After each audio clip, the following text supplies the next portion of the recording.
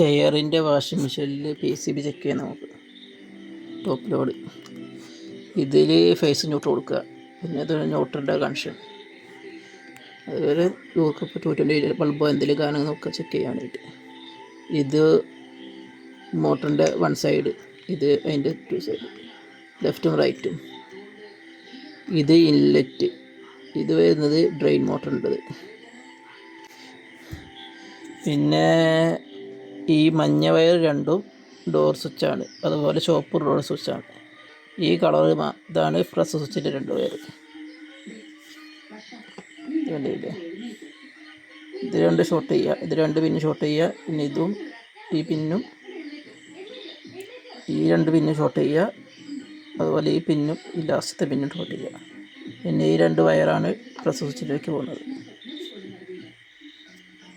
ഇത് കൊടുത്താലേ ഇത് മെഷീൻ വർക്ക് ചെയ്യും, ചെക്ക് ചെയ്യാൻ കഴിയുള്ളൂ.